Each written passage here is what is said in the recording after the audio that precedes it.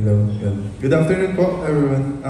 For Miss Nessa, was it really your plan po ba to make a movie for the MMFF? And a follow-up question, what made you decide na Firefly po yung sakto for the film festival? Hi, thank you to everyone for coming today. We're so happy you're here. We really need to spread the word about this movie. Kaya salamat na dumating kayo.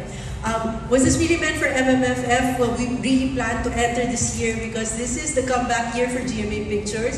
It's been years since we started to produce, and we really wanted to make a statement that we're coming out with a worthwhile and thought-provoking, inspiring movie na we gave our best to, and it's made with so much love.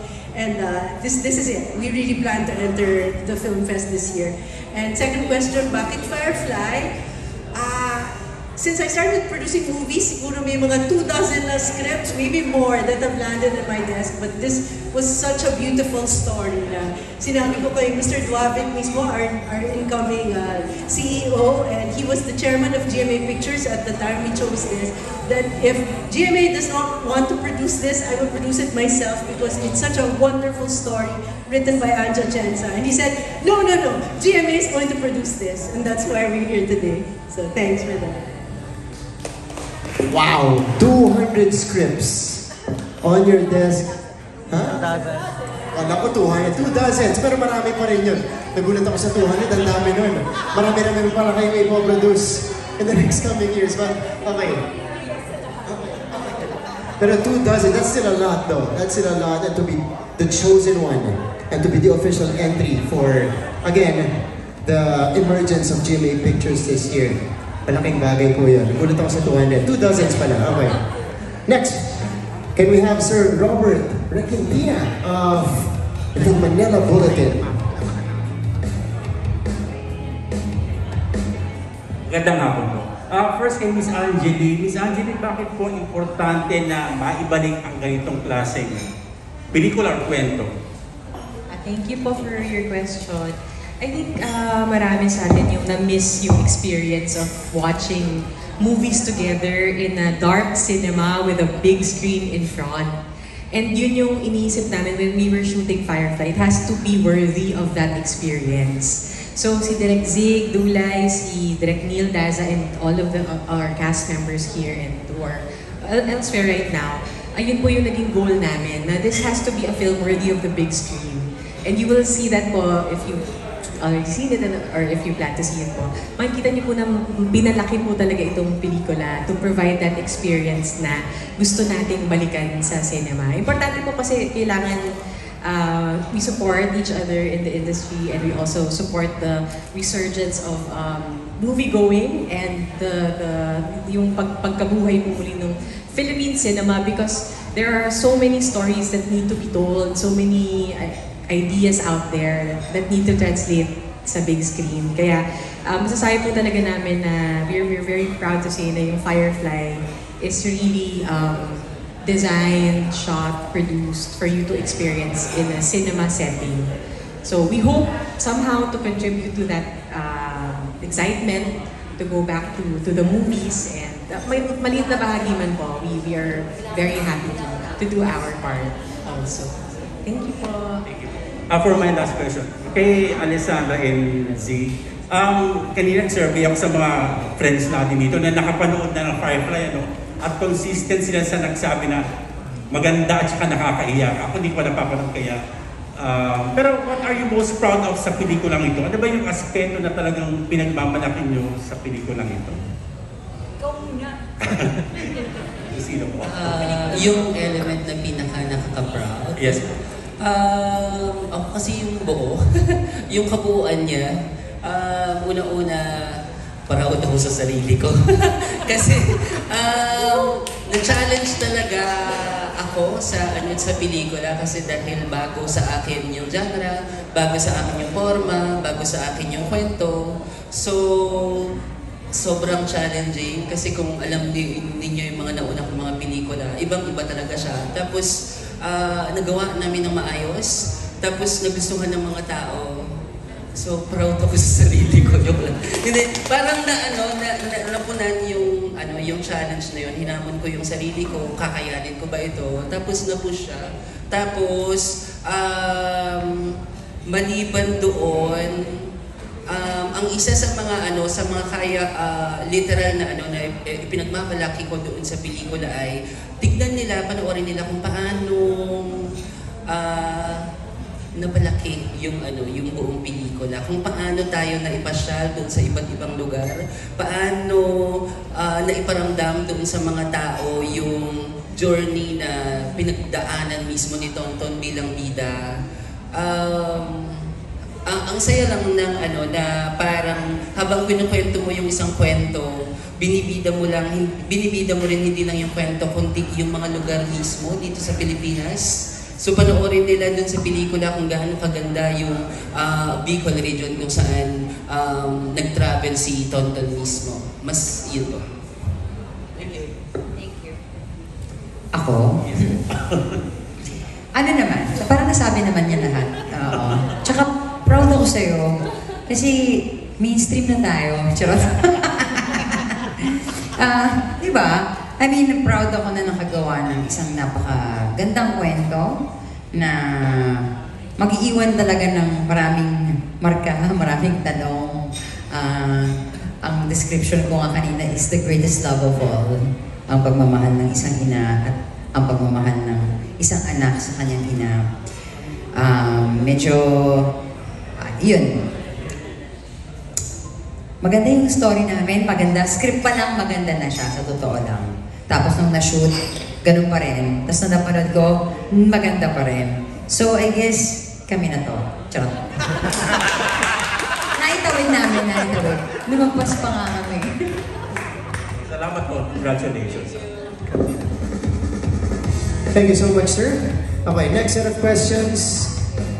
Okay, this is from Sir Jerry Donato of Philippine Star. Now, I'll be reading out the questions para to kay Direk Zig Dulay. Direk, as a director and person, in what aspects of the story can audiences relate to? Yung muna yung una. Ay, sorry, ano ulit? Okay, as a director and person, what aspects of the story can audiences relate to? Actually, lagi ko itong sinasabi doon sa team kasi ilang beses na namin napanood yung yung pelikula every time. Tapos every time na nag-preview ako, may iba-iba yung kino-communicate sa akin ng pelikula. Sana hindi ako nang-spoil doon sa kwento, pero nung binasa ko yung script,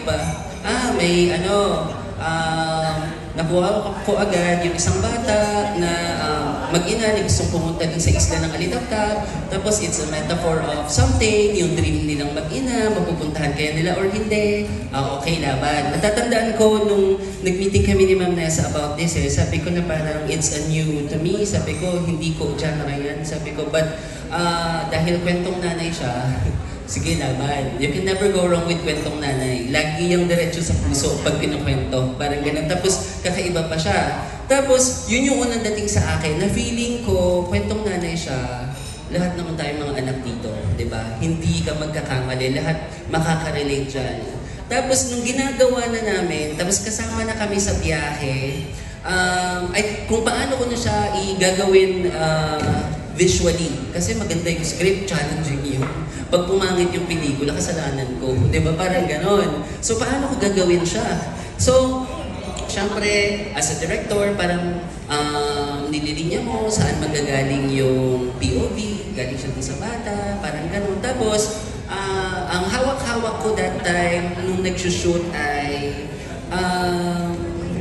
parang paano mo, parang ang paniniwala ko that time na nagiging guide ko ay lahat tayo parang mga alitap-tap na may daladalang ilaw. Tapos gagawin natin yung ilaw na yon sa sarili nating journey para ilawan ang ating mga sarili at para ilawan yung ibang tao na makakasama natin. So, yun yung daladala ko habang sinushoot namin. Tapos